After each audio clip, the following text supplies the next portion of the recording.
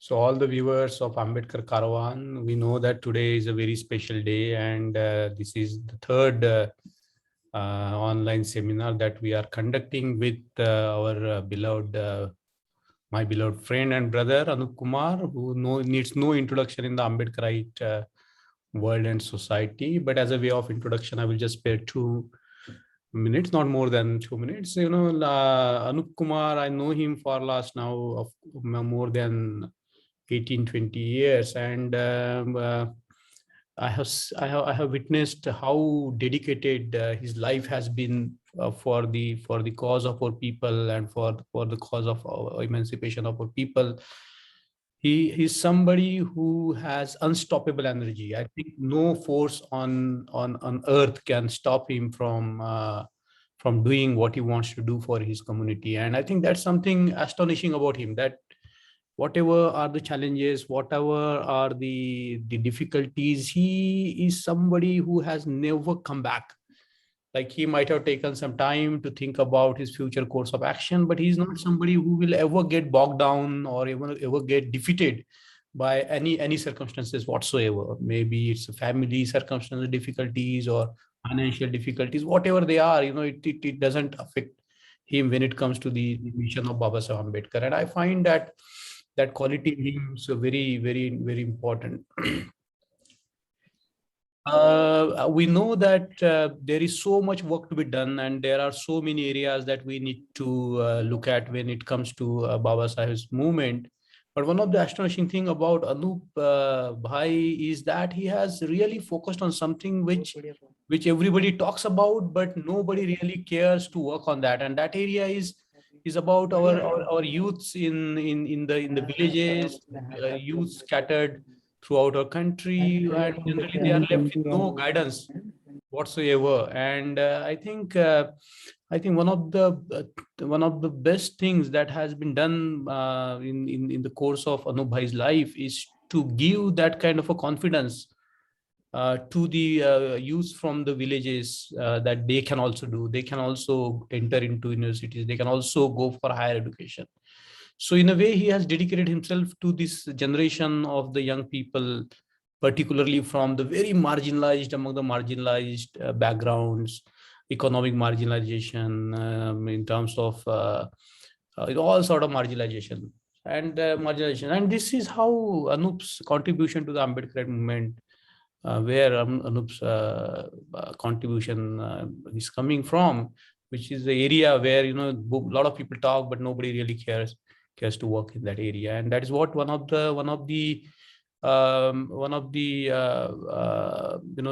would say, not lamentation, but one of the points that troubled Babasaheb Ambedkar so much as to what will happen to my people in the villages. And that was something which was going on in his mind all the time. So I think that is what Anoop Bhai stands for. His journey is very interesting, and we all know his journey. Yesterday, there was a very interesting day and very important day in life of Anoop Kumar, and he just they just laid the foundation of the Nalanda Academy, and Anoop Bhai, congratulations on the occasion. And I think that Thank you so much. that was something that we need, and you deserve our wholehearted support, and infinite congratulations and wishes for what has happened yesterday. So without taking, I know a lot of people are eager to listen to you directly, so without taking much time, I would like to welcome you. I would like to request you to speak on the topic as to how Nalanda Academy, the relationship between the Ambedkar, your vision, your aspiration. I know you speak straight from the heart. You don't need no preparation. So this stage is for you to take over. Thank you so much, Mangesh Bhai, and thank you so much all the members of Ambedkar Karma for giving me this space today. My deep gratitude to all of you for the kind of work you are doing. So thank you so much, and thank you so much, Mangesh Bhai, for your kind introduction.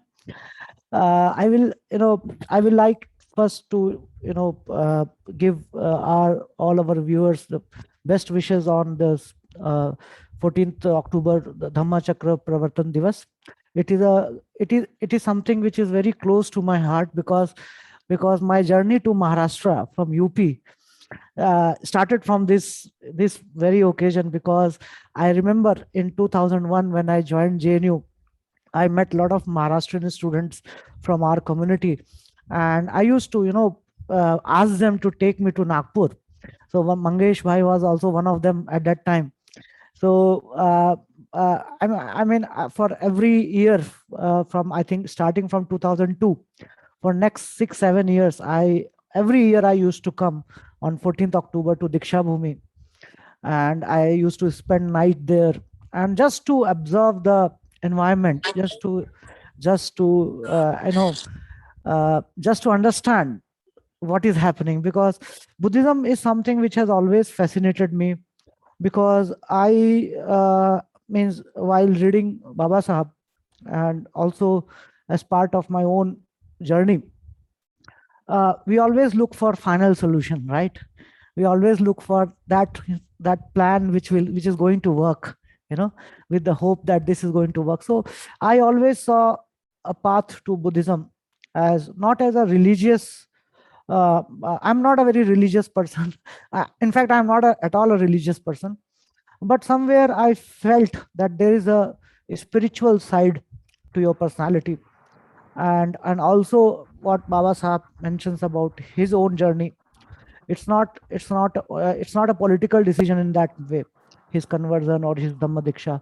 So for me, this Dhamma Chakra Pravartan Divas has a very deep meaning, because Baba Sahib provided us the path. And that is where my connection with Maharashtra actually starts, when I used to visit Nagpur every year.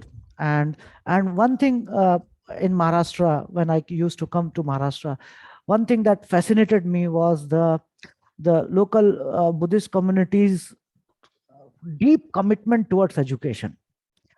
So when I used to visit Diksha Bhumi, there are all, 80% of the shops were book stalls, and everybody is buying books, which, coming from North India, coming from UP, and coming from a non-Buddhist background, it was very fascinating for me, right? And then also I used to visit different tents, which were, different stalls which were made by government employees, by the students in Maharashtra. And I used to, listen to them. I used to actually read their literature. I used to buy books. And this whole notion that we should invest in education actually has come from this very place, from Nagpur Diksha Bhumi.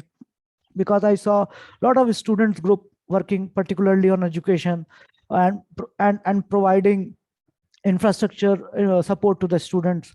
And also and also in Nagpur, I witnessed that almost every Buddha Vihar, where I used to, my friends from Nagpur used to take me, I used to see that there was some sort of library was there. Some students, even it's a small Vihar, there will be some books, some students studying there. And for me it was very, very interesting. And that is where this whole, actually, to be honest, this is where whole the idea of Nalanda came in my head.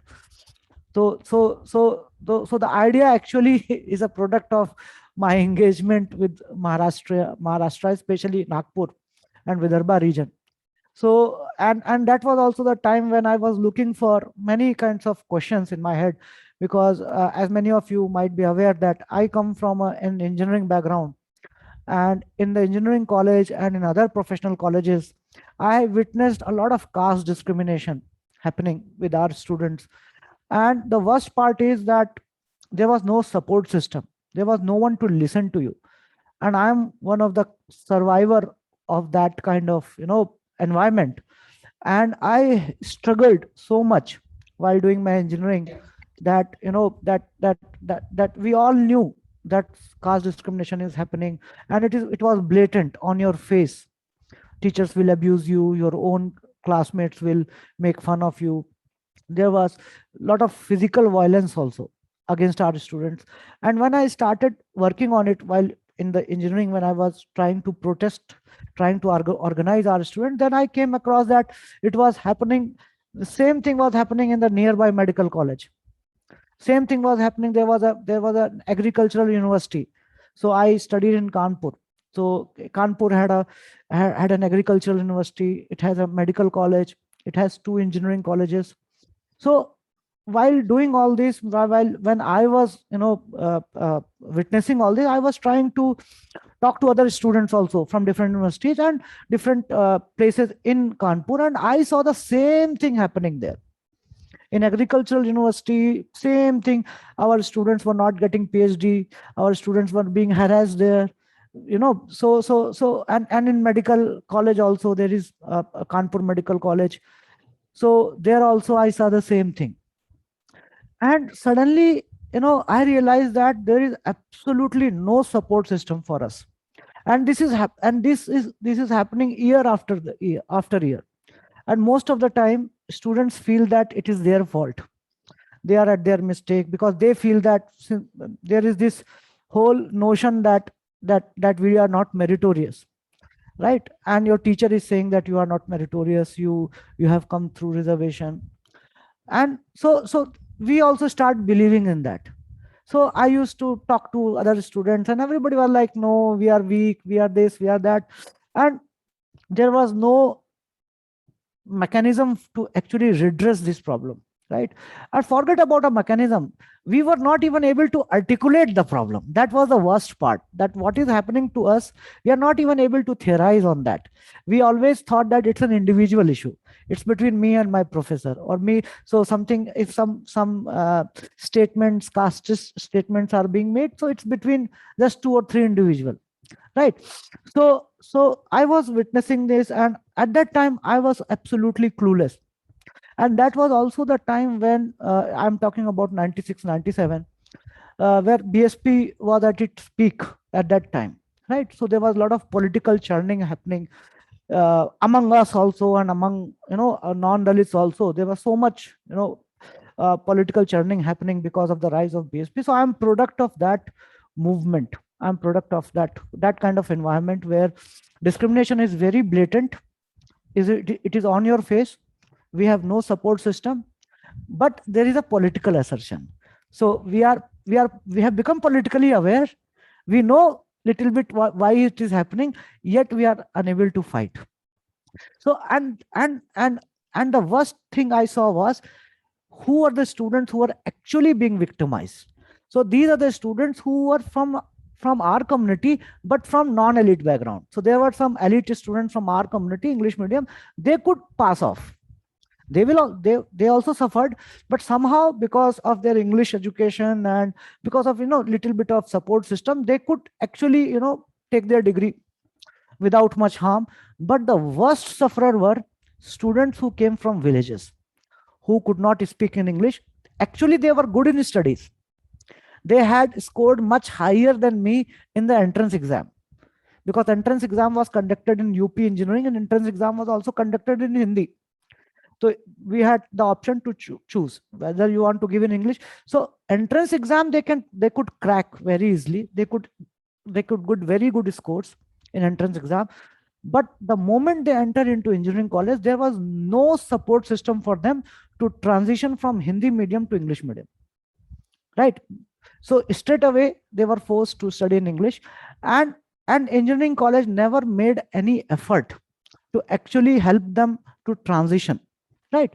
And this not knowing English, or not able to perform in English based curriculum, they were treated as the poor student, that they are weak students. They were not weak students. It was just that they were not comfortable with the medium of instruction.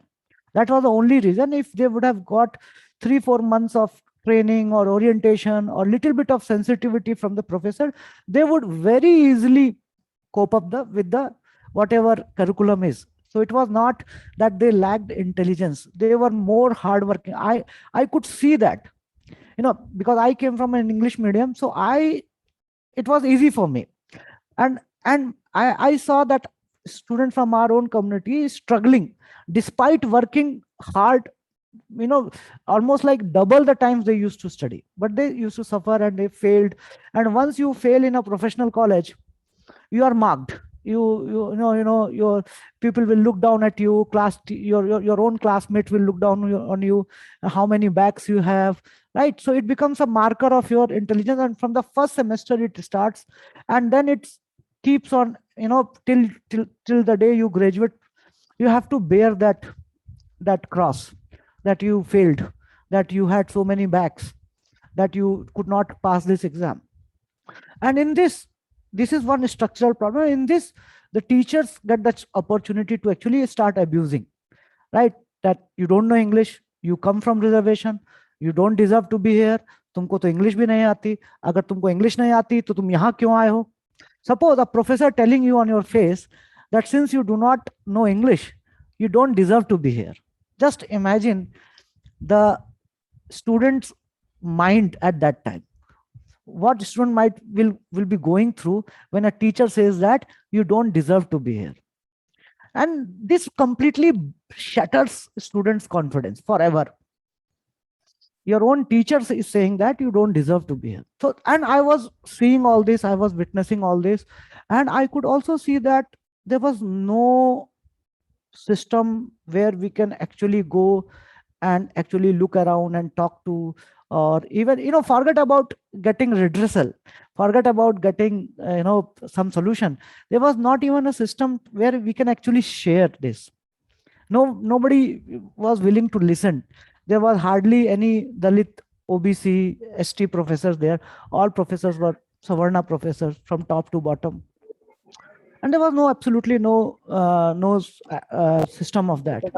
So that was my, that is means that is what has motivated me to work for next 20 years, 2020. I'm now almost like 23 years in movement. So that is one thing that I learned from my own student life, that our students need platform. Our students need some safe space where there is no one to judge them, right? Where they get an equal opportunity to actually showcase their talent, right? So after, I could not complete my engineering. I had to leave because of all this. And then I did my graduation, and then I came to JNU. So JNU was one thing which gave me a little bit of freedom, platform. So first thing I did was, because I knew that we need to talk, because the thing is that when I'm talking about 90s, right? So whenever we used to talk about caste is something, it was considered that happens only in village, in the backwaters of UP and Bihar. That is where caste is. Caste is not there in urban spaces. So nobody used to talk about caste in IIT, caste in engineering college, caste in medical college. Our own family members used to think that caste is not an issue when you go to Delhi. We also believe, we also grew up in this environment, that with education, things change. With education, people become little more progressive, right? But my experience in engineering college was completely different. My experience was that caste is very much entrenched in the structure itself, right? So in the very foundation, caste is there, and this is where how syllabus is set, how teachers, interact with the students, how the hostels are allotted, how how much marks you will get in your viva, which teacher will take you in your lab or not. So everything was determined by two things. One is caste, and second is your region. Region also plays a very important place. Key, if a professor is from Bengal, so Bengali students will get first preference. So I have seen this everything, right? And for us Dalit Bahujan students, we were at loss at both the places. Neither we had that regional privilege, nor we have the caste privilege, right? So I was looking at this, and when I used to talk about this, nobody used to believe me. Everybody thought that caste is something in village. Caste, so only thing caste is caste atrocity or untouchability. So if I'm not talking about untouchability or caste atrocity, then caste has no meaning. This is what I have been constantly being told. I used to write to collector. I used to write to chief minister. I used to write a lot. This is happening in the engineering college. This is how caste, but nobody bothered. Our own people also thought that that caste is not there, and we are just, because we don't study, so we are making excuse. So this was from our own community people, thinking that we are making excuses, right? And so it was very difficult for me to convince them. So the first idea that came to my head was that we need documentation, because otherwise it always becomes an individual problem. Like Anoop Kumar went to engineering college, had a fight. It might be due to caste or other, but he had a fight and he has to leave. That's one. It becomes just one individual story, and there are hundreds of such individual stories. So the problem is never becomes a structural problem, and it never gets theorized in that way, that this problem exists in each and every professional institution, educational institution. You won't find even a research, one single research article till 1919 or till 1999 or 2000. There was not even a single article about documenting caste discrimination in higher education. Just one or two reports you will get, that's all. So the first thing I did was, when I joined JNU, I started a magazine called Insight, and it was a student magazine, and I also started a small library inside my own room. In my own hostel room, I started library, and my friends like Mangesh and other friends, they helped me to set up a library in my own room. And we also got a computer, because computer was a novelty then, and our teachers have started asking soft copies, our assignments in soft copy. And our students coming from small towns and villages, they had never had access to computer. So I started a small library and computer center in my own hostel room, so that those students who have joined JNU just now, they can come and train here. And I could, because of my engineering background, I had a little bit of knowledge of computer. So two things I understood. One thing is that we need to document our stories, so that it doesn't remain only one single story, right? And second thing is that we need to help our students in a concrete way. We cannot just raise issues, we have to provide solution also. At least we have to make efforts to provide them some kind of help.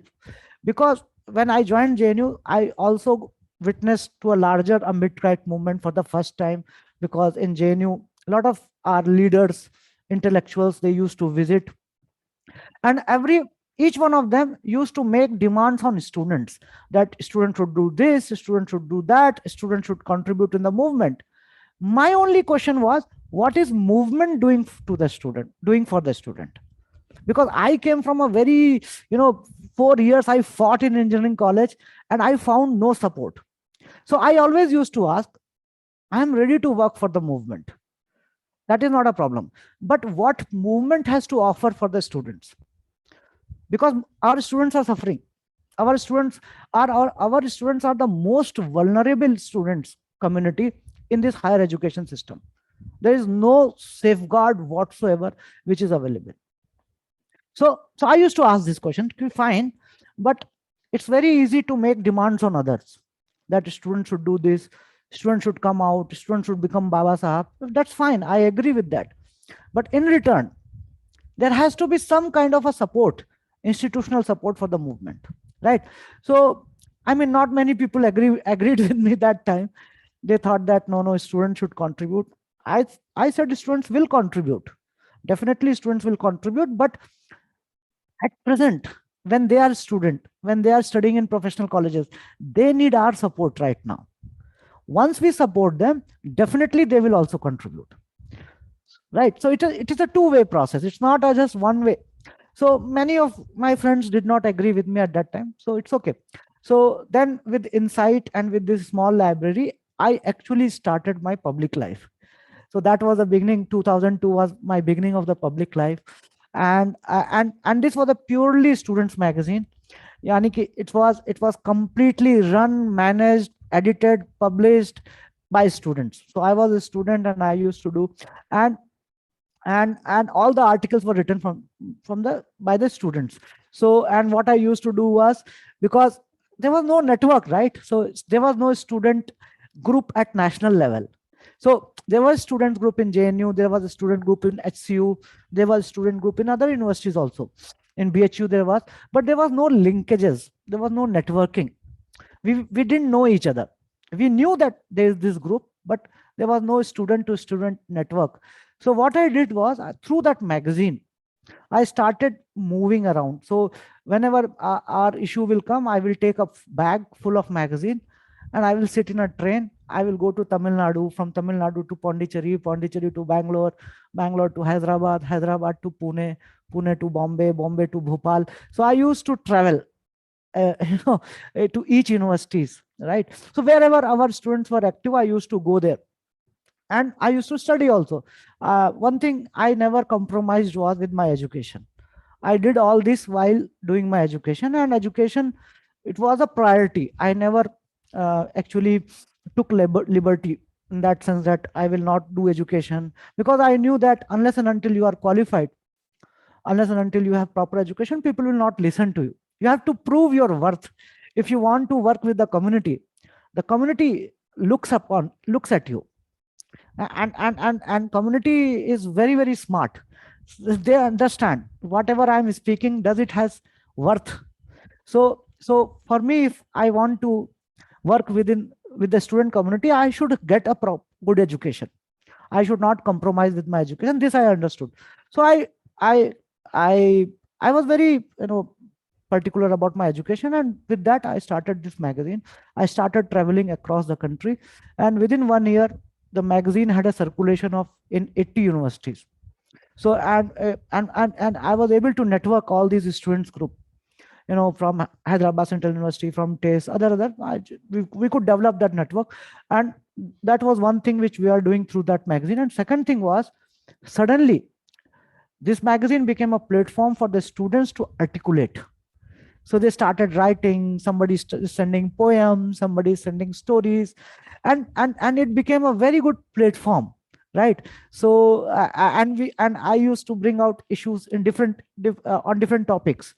So one is on nationalism, one is on, say, atrocities, one is on education. So what is your view on education? So it's not only, the insight was not only talking about your own problem, right? We are also have to look beyond that. We also have to theorize what is happening in this country. What is the education policy? What is how this Indian nationalism has been built. So it was a very good experience for me and for students. So this magazine, I ran this magazine with the help of my friends for next 3-4 years, and I learned a lot. I could develop the network. I met so many wonderful friends who are still with me because of the insight, who are part of the journey. And also one thing which came to while running this magazine, one thing more which came was the number of atrocities happening in premier institution. So suddenly students started writing on that. And in 2004 or 5, I think 2005, I don't remember the exact year, there was a one suicide case in Hyderabad Central University, Senthil Kumar. So Senthil Kumar was from Tamil Nadu, and he is from a very marginalized scheduled caste community, and he was one of the first person in the community to become a graduate. Paniadi caste is there, pig rearing caste, and he was a very good student. He did his masters from Pondicherry University, and he joined PhD program in Hyderabad Central University on fellowship. But for 2 years he was not given the lab. He was a science student. He was not given a lab, and his fellowship was stopped, and finally he committed suicide. So Hyderabad students actually took up this, and they started a blog in the name of Senthil, and they started calling it that this is an institutional murder. This is not a suicide. You cannot reduce this just as an individual problem. This is a structural problem. This is what is happening with a lot of students. And they started writing on, and that is where I could relate very easily with my own past of engineering college. So then with this Senthil Kumar's, when they started writing blog, I became very, interested in this, and I started documenting this. So for next 2-3 years, me, my friends Gurinder, Ratnesh, and Manju, we formed a team and we started traveling to different part of the country and started documenting these suicide cases. Because the thing is that ki, nobody wants to believe that caste discrimination happens, right? Or if it happens, also they reduce it to an individual case. That okay, fine, this happened, but this happened to one particular person. One particular professor is bad. One particular student is bad, and because of him or her, that has happened. So the atrocity cases have always been either there is complete disbelief that this is not a caste issue. First thing, their first defense is that this is not a caste issue. Second defense is, if you are able to prove that this is a caste issue, the second defense is that they will individualize it, that this is an individual issue. This is issue of one student. So, and from our experience, we knew that this is not one issue, right? This is not just one individual. This is happening to all of our students, and especially in these professional premier institutions where the cream of our student community goes. And that is where the real battle is, because they understand that if these students get proper opportunity, they are going to become the leader of the community. They will do very well, and their whole idea of this merit will get broken very easily. They know the importance of higher education. They also know that our students coming there and performing well will actually break the caste system down, because modern caste system is based on the concept of merit. So now I don't hate you because you are low caste. I hate you because you take reservation. So this is how they perpetuate caste. So the hate is still there, but the medium has changed. So now they say that no, I don't hate you because you are a lower caste, or you are impure, or you have, you will pollute me.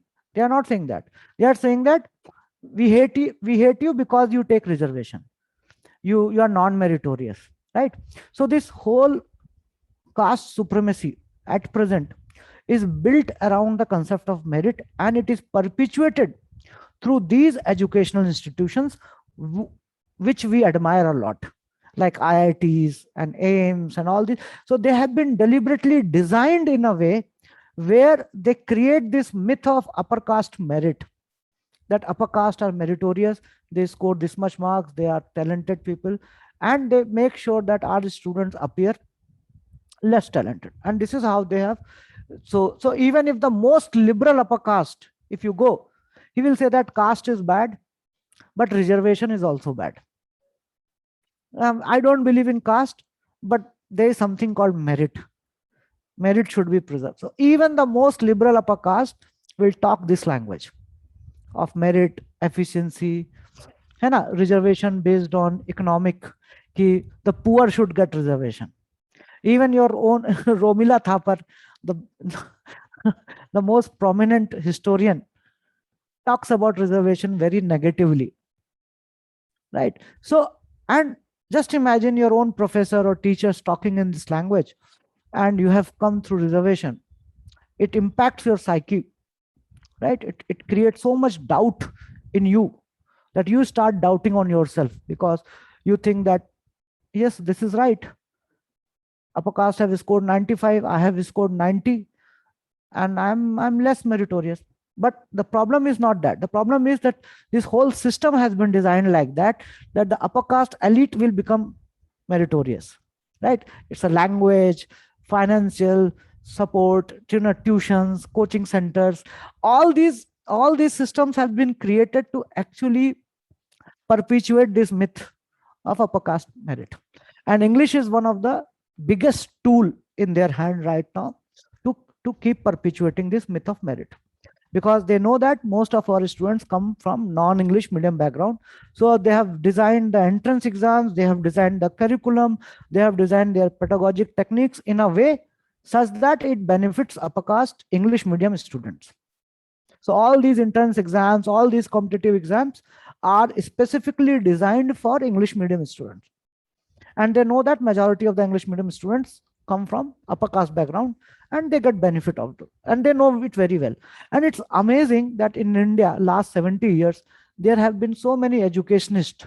They have never spoken about this problem, that how language barrier kills, how big the language barrier is. You take name of any top class educationist in this country, nobody wants to address this. Nobody wants to challenge this concept of merit, or if that something, there is something called merit, right, based on marks. Nobody has challenged it. So actually everyone believes in that, that a student who scores 99% in entrance exam is more meritorious than a student who comes from a rural background, from village, in a non-English medium background, who scores 70% marks. So 99% marks wala is more intelligent, is more meritorious than 70%, just based on the marks, without looking at the background, without looking at the examination pattern, without looking at anything. So then I understood that this is deliberate.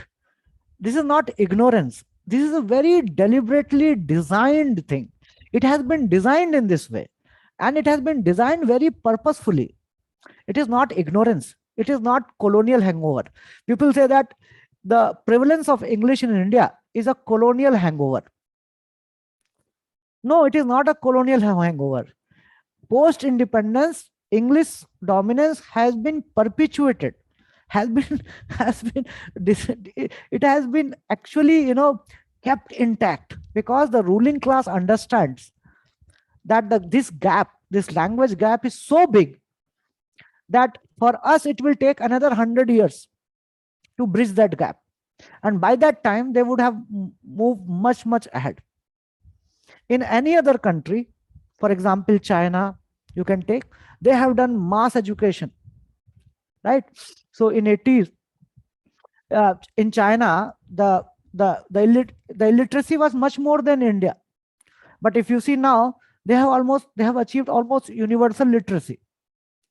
But in India, we still lag behind. We are still 60-70% literate.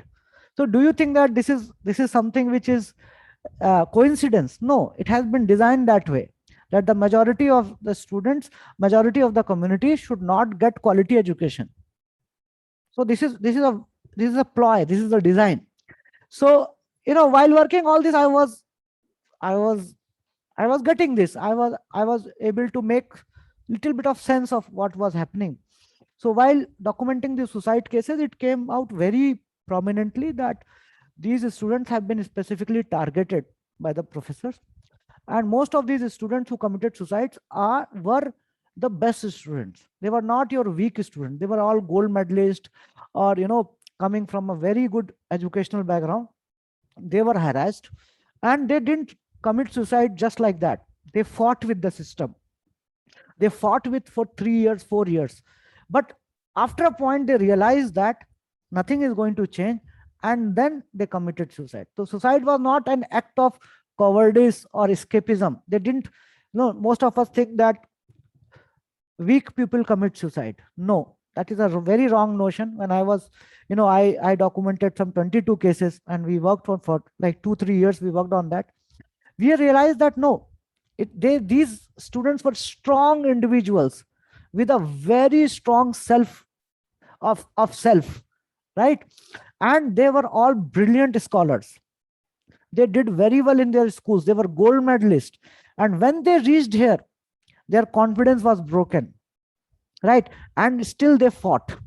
They fought for 2 years, 3 years. They used every available mechanism which was available to them to redress this problem, but that didn't happen. You just take the case of Payal Tadvi. Just 3-4 years back, a doctor committed suicide in Bombay.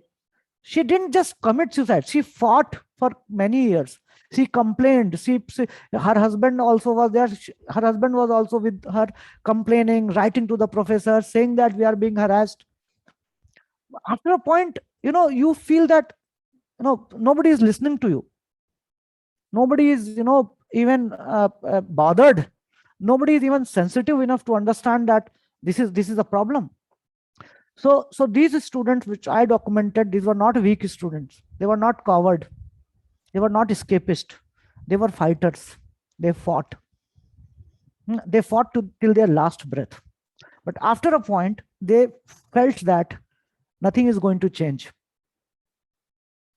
And they committed suicide as a their last revolt, their final statement. And this is what I could, gather from their parents and whatever they have written. We could make sense of that. And so we made these documentaries, and the idea was that this should not just be one individual story. The whole thing should come out as a structural problem, that this is a problem in all institutions, right? And hundreds and thousands of our students are suffering this. So it's not about one or two students or just few cases. So it's a big problem, and we need to debate, we need to discuss, we need to talk about this problem. We just cannot ignore it anymore, because these are our cream. These students would have become leaders of the community in medicine, in engineering, in management, right, in sciences. They would have done so well, but they were brutally harassed, and it's a loss. So when our student commits suicide, it is not a loss of just one family, right? It's a loss of the whole community, because our community loses the cream of our of our students, who could have done otherwise very well. So I was doing this. I fought many cases. I put up court case, but nothing happened. Again, the same thing. There was no justice. We went to ministry, we went to state government, we went to central government. We did a lot of things. We did media lobbying also. So BBC covered, India Today covered, a lot of Indian and foreign publication covered this issue. So the only idea was to make this as a public issue, so that authorities should take notice of that. And also our community should start thinking about this. So it's not, again, I will say, it's not just one case, right? So there is this whole trend, this is the whole pattern.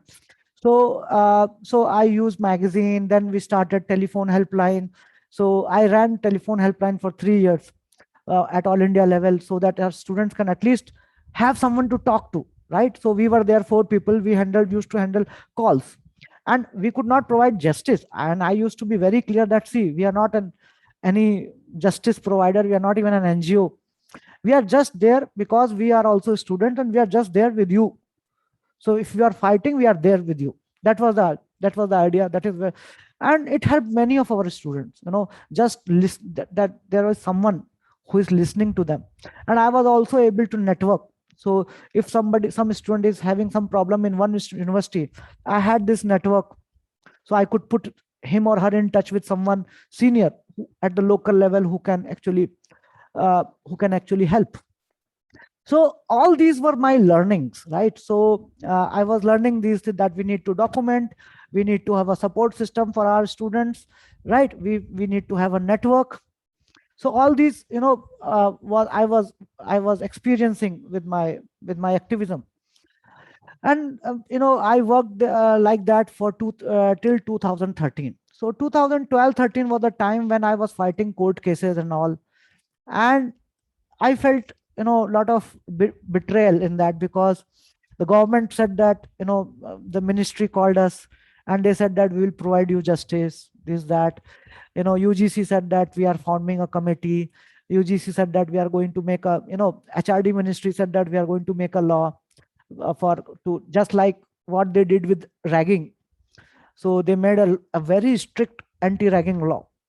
So we said that we also want the similar anti-caste discrimination laws, right? Like we have gender committees, right? So we have a very strong gender committees to address the discrimination against women. So similar we need, right? Some very strong anti-discrimination laws. So the government promised us, Manmohan Singh government was there, they promised us, but it didn't happen. Nothing happened actually. So they were only empty promises. And that was very depressing for me, because in court cases also we could not get any justice. Our cases used to be just thrown out like that. So it was a very depressing time for me. And by that time, because I was working in this movement for so long, by already 13-14 years I had worked, also understood the gravity of the problem, that this problem is very serious, and there is no support system for our student. There is nobody talking about it, and we are losing our students every year. Either the students are committing suicides or the students are dropout. So in IITs, there are 30-40% students drop out every year. 25% or 30% is a dropout rate in IIT. Then I also came across about financial problems. So I in my own, with my own eyes, I have seen our students getting admission in top university or top institution, but they don't have money to pay for the fee. They don't have money to even pay for the mess bill. Just because they don't have the money to pay the mess bill, they leave the course. Top courses which could have actually changed their lives, and scholarships are available, but scholarships doesn't come on time. There is so much harassment in the government scholarship that many of our students do not even like applying there, because there is so much humiliation, right? So so I could see that the vulnerability of our students, and also I could see that how the system is so strong that getting justice is a very difficult thing. So what I did was then I mean, I got little disillusioned with the system, and then I thought that we should create our own system. This I became almost certain that this system cannot provide us justice, because this system has been built in that way. So you can have just one here and there, some victory, one or two reform. That is the only thing possible. You cannot have a system which you cannot even think of reforming this system in a way that can actually benefit our students. So we need to go back to the community, work within the community, start creating our own infrastructures, start creating our own systems. One thing that was very clear to me by 2013, that we need to do something on our own. We need to stand on our own, and we need to train our students. Before entering to these institutions, we should be able to expose them that this is what is going to happen there, and this is how you have to negotiate, this is how you have to fight back, without losing your confidence, without losing in education, without losing your self-worth. Because that is one battle which I felt very important, was the psychological damage that caste does on us. Once you are in school or you are at your hometown, you are protected. But once you enter into these elite spaces, your defenses are all gone. You are at your most vulnerable situation when you enter into these elite institutions. Everybody knows that you are from reserve category, right? Everybody has framed you that way. Your own students, your own hostel mate looks down at you, teachers look down at you, right? And you have absolutely no idea why this is happening and what you have to do, what to do. So what we do is, mostly we go back in our cell, we do not come out much, we try to hide, our academic performance goes down.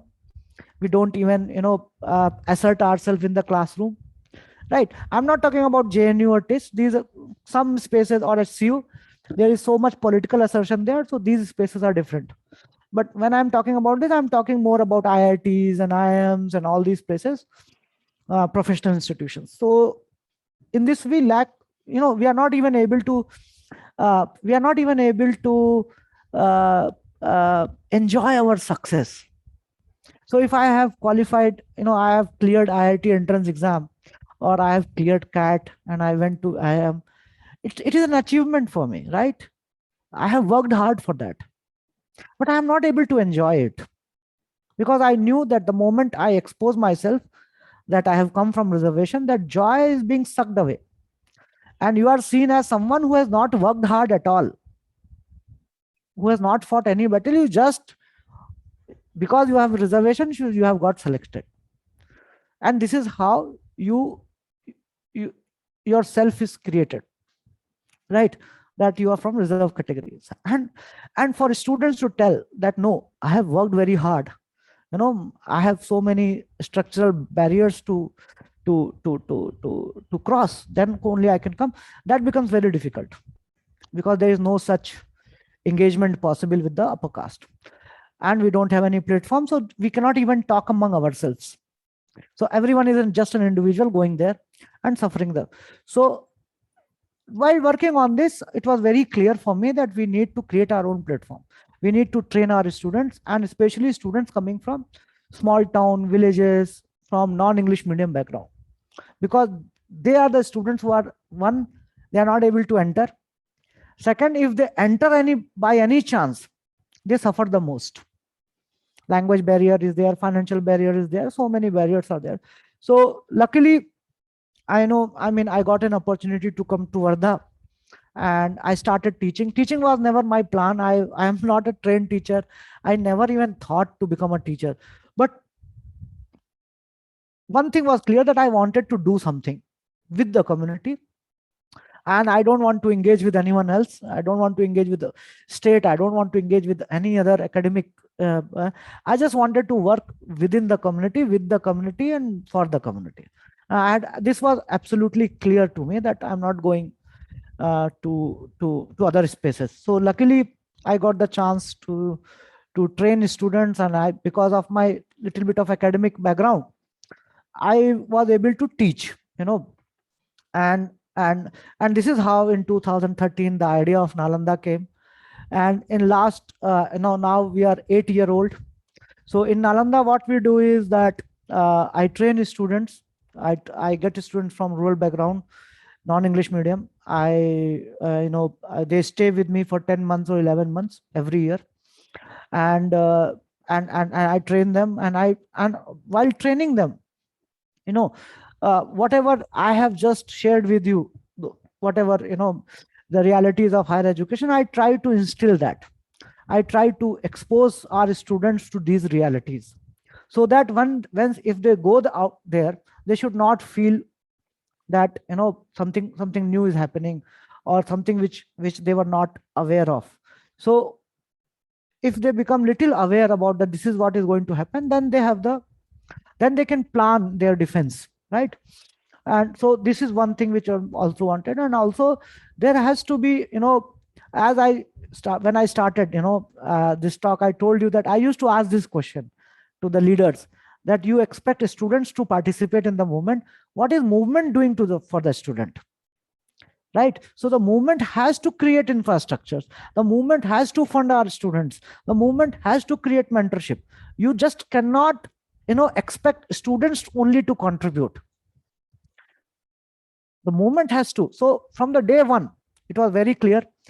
I was very clear that Nalanda has to come from within the movement. It should be supported by the movement. It should be supported by the people who call themselves Ambedkarite, right? Who have resources, who have financial resources, who have intellectual resources, who are actually willing to give, right? So Nalanda, the whole idea of Nalanda came that this whole institution has come from the movement, right? And the student should understand that there is a movement behind, there's a community of people behind this Nalanda, and they are the ones who are supporting them. So when a student enters, and when he or she understand that this is not just a coaching institute, this is not just one person, there are people behind, and there's a whole network of community people who are looking at them, who are supporting them, who are providing them financial help, who are providing them educational support, then the students get the confidence that no, they are not alone, and they can dream big, right? And that is what Nalanda teaches, because I always tell this, that I'm not a teacher. I just want to make you dream big, right? Rest you can do very well. I mean, no one can stop you if you have a dream, and if you get resources, nobody can stop you. And that is what my role is as a teacher, to provide us very safe space for our students. At least for 1 year when they are with me, they are not judged based on their economic background or on their lack of English, right? They are all treated equal, and whatever they need, in terms of resources, we are able to provide. So we don't charge any fee from the student. We provide them everything. Even if they fell sick, we take care of their medical expenses. We pay their food bills. We pay their rents. We pay for their tuition fee if they get admission somewhere, and if they are not able to generate money for their fees, we try to help as much as possible, right? So I'm not saying that we are able to do 100%, but at least 80 to 90% support we are able to provide. And what this does is, this frees student from lot of mental burdens. They don't have to worry about food. They don't have to worry about rent. They don't have to worry about whether they will have money to fill up the form, or even if they get selected, who will pay their fees. So when I take out these burdens from their, from their head, they work very hard. And Nalanda's result has shown that we have almost 100% success rate. In last 8 years, I have trained over 700 students in the classroom, and all of them are now studying or have studied in the top universities. 13 of our students are in foreign countries. And this year again, around, I'm training 80 students for foreign education. So hopefully at least 50% of them will be able to get through within this year or next year. So, and how this is possible is because the confidence that we show in the students, that you are capable, you are as good as anyone. If you have scored 40% in 10th, doesn't make you weak student. So your scoring 40% in 10th has more to do with the structural problem than your individual efforts and intellect. So if you are in a village studying in a school with just one single teacher teaching all subjects, or I can give you an example where a student from Rajasthan came to me and he was not even able to do simple addition, right? So I asked him, why you are not able to do? He said that in my school there was no math teacher from class 8 to 12th. So how did you pass? He said that every exam time teacher will come and give him notes for cheating. So the teachers there, you know, uh, help student to cheat. They don't they don't teach, but help student to teach so that their school's performance is there. And this is how he cleared 10+2. And this student was not even able to do simple addition. So then if this student goes to a higher education institution, the teacher will blame him that you are weak. But no, I never blamed him. I said, I understand why you cannot do maths. It's because you didn't have a math teacher. So the problem is not with you. And when so in 1 year, what I do, I work on basics. I teach basic maths, basic English, basic, all subjects. I teach constitution, I teach law, I teach history, economics, pol science, sociology, everything in 10 months. And whatever you want to do, you have to take this course. So even if you're a science student, you should know a little bit of history. You should know a little bit of economics. So this basic foundation gives them that confidence, right? So this is how we were able to do this well. In last 8 years, many of our friends joined this. So I'm not not a lone person here now. So we have so many friends who understand the Nalanda's vision and have joined hand. So there are Nilesh is there, Vishal was there, Ravikant is here now, Sapna, Manisha, uh, uh, Minakshi, Deepak. So now there's a team.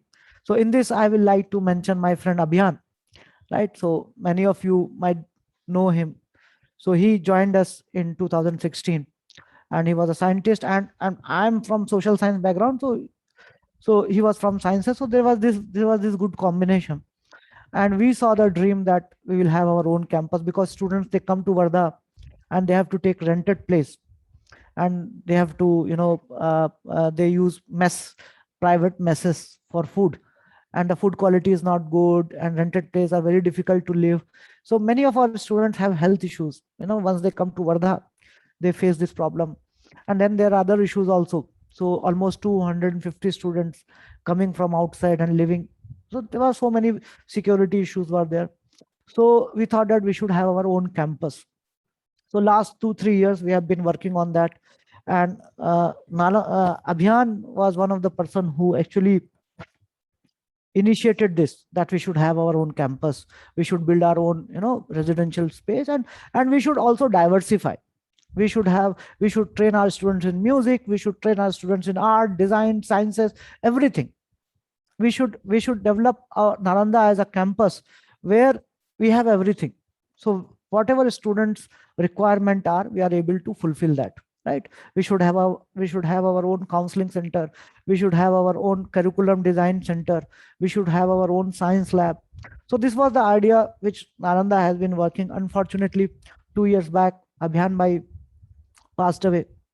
So since then, we have been working on this, and I'm very happy to share this, that yesterday uh, we we did our foundation laying ceremony of Nalanda Abhiyan campus, just 14-15 kilometers away from Varda. We have Abhiyan's parent, Shashikant Thumne sir, and his mother Kanta Humne, and his partner Bijal. They contributed, and we got the land, and now within a year or so we will be able to have our own campus, and where students from across the country can come together and learn, and we can develop it. And the whole idea of Nalanda is to reclaim the lost glory of Nalanda, 1500 years ago. The great place, a great learning center, one of the best in the world, where Nalanda was there. Nalanda is supposed to be one of the first universities, in the modern sense. So where students came from across, Asia to study. So, I mean, that's a very big dream, but of course, we might not be able to achieve that in our lifetime. But the idea is to put this thought in our community through Nalanda, that we need such centers. We need to create our own learning centers. Then only we will be able to fight. We cannot depend on just government, educational institutions. Government can anytime withdraw completely from education. And government, in fact, is already from higher education, it has withdrawn. So you see in last 10 years, hundreds of private universities are coming, right? So the plan is very clear, that they will make higher education completely inaccessible. And if you see the fee structure, Ashoka University, Jindal University, they are charging for simple BA degree. They are charging for 3 years. They are charging 20 lakhs, 25 lakhs, simple BA degree. These private institutions, private universities, and the government is withdrawing. So that is the biggest danger. So the only way out is that we need to come together. We need to create our own space. Maybe we might not be able to start university right now, but who knows? Who knows? Our next generation can, they can create miracles.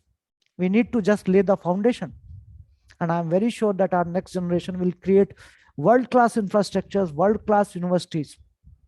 But our generation role is to become that foundation, right? Our generation's role is to create those infrastructure in a small way, so that our next generation can take it, way much ahead than we can even imagine.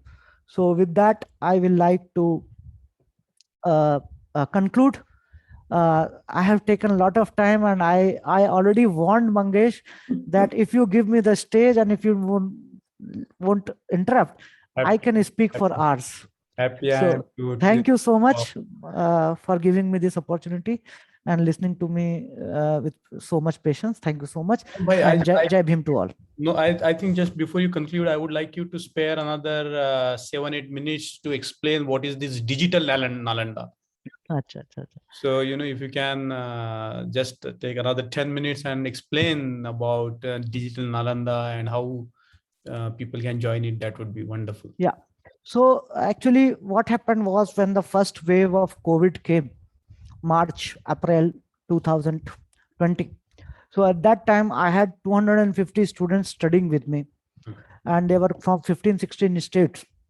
And suddenly, government imposed the lockdown, first lockdown, and we had to close, and everything was closed. And I had some 200 students, more than 200 students living with us, right, in different room. They had taken or rented accommodation. So it was very difficult time for us, because I was so insecure and so worried about the students, and there was so much pressure from the parents to come back. So and March, April is the peak time of our education calendar. So when this close down happened, we used to have classes from 8 in the morning to till 8 in the night. So that was our peak time of educational activities. So all of our students were working so hard, March, April. But suddenly there was a close down, there's lockdown, and I'm not able to conduct classes, right?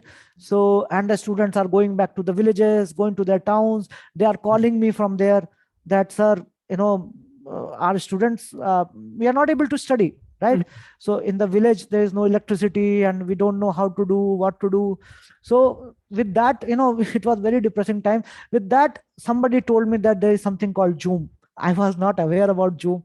I think Mangesh, only to Mangesh I would have told me, I guess. So what I did was I started taking class on Zoom. So in April, May, I started taking class on Zoom, and it was very difficult because online teaching was again something very new to us. There were network issues, and my habit is to write on Blackboard. I'm a very that old model school, old school teacher. So unless and until I have a Blackboard and write on it, I cannot teach. So and I was not able to provide them any reading material. So I taught for 2 months, but then this idea came that, because what happened was, in June, my students started connecting with other students from their village. See, Anoop sir is teaching, you can also join.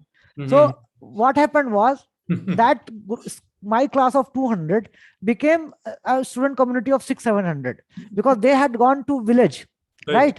So they have their friends. So, no, no, you can also join. So suddenly I saw a lot of new students joining on Zoom. Then this idea came that, okay, because by then, by June, July, it was very clear that COVID is going to be here for some time. That much I could understand, that this is not going away, because first wave, second wave, these theories used to come that time. So then some of us started thinking that let's develop an online platform, right? And we had absolutely no idea. We had no technical expertise, but then I could, bring together some friends, and then we thought that let's have this online platform like what other online portal does. We will do this, and the best part of this uh, uh, uh, portal was, online teaching, is that I could get so many other educators. In Nalanda, I was the only one, and some of my students were teaching class. But online, so many of my friends who are very well versed with their domain, they started interacting, they started giving their time. So we could develop art school, we could develop design school, we could develop management school. Some of the doctor friends started mentoring our students for NEET. Some of my friends who are in law colleges, they started mentoring our students for CLAT. So suddenly, then I realized that this can go big, and this is the infrastructure we are creating for future. Because one thing again, I understood that online teaching is going to stay. That's true. Right? Whether there is COVID or no COVID, online teaching is going to be the future. That's true. So then what I did was I invested all my energy in that, and on 14th October last year, we were able to launch this online Very portal. good. Very good. So yesterday it completed 1 year. Wow. And I'm very proud to say that Very good. we have 10,000 student subscriber. Wow. And we are running 12 schools. So there is a Bluebird school for foreign education, there is a NEET school, there is a data science school, there is a CLAT school, there is an art school, design school, there is a school for critical thought, there is a school of Buddhist studies also, which Bodhi sir is taking. So online platform gave us that space where we can actually diversify Nalanda. And also it became a platform where we can bring our professionals also. right? So there are friends who are working in US, they are taking English class. So there are friends from Netherlands who is a professor, he's taking a data science class online. So I can bring a lot of talent together, right? So that way, Digital Nalanda, and today Digital Nalanda has become a brand.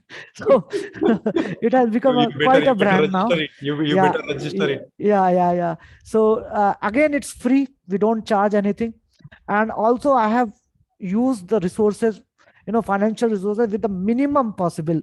So we run this, to be really honest, every month I have to spend some 15-20,000 rupees. That's all. That is the only cost I have to bear, because of the server space and dot, to teach 10,000 students, Very good. to reach out. So online gave us that, with using minimum resources, financial resources, we can actually reach out to a larger audience. So of course, online teaching is no match to offline. Yeah. I understand this, that online teaching can never match offline teaching, but at least there is an additional resource for the student. That's true. Right. So this is how Digital Nalanda, and we are committed to make it #1 platform. Next 5-6 years, we will make it the #1 online learning platform of India. With not in terms of numbers, we are not competing with any other commercial ventures. In the terms of quality, yes, in the terms of quality courses, that we are committed and we are working towards it. Hopefully within 3-4 years, Digital Nalanda is going to be the platform for our students. That's very amazing to hear about Digital Nalanda. It is something that has come up, that in the bad times, something good has happened. And, I feel that this is the dream of Nalanda University can be actualized in the online platform very well. That is where the education field is moving. So, Anoop bhai, thank you so much for having joined today and having explained us the history, your own journey, the history of Nalanda, and the very brilliant step that you took last year of going on online platform. So thank you so much for joining in, and all the best for your work. We hope that the community supports you fully, wholeheartedly, and you succeed. In your success lies the success of the community. So I think the community 100% will stand by you. All the best for the future, and thank you so much. Thank you so much, Mangesh. Thank you so much, Ambedkar Karwa and the team members, and Nikhil, who is, I think, behind the scene, who is providing the technical support. Thank you so much. Thank you so much. Thank you so much. Chalo, bhaiya. Thank you.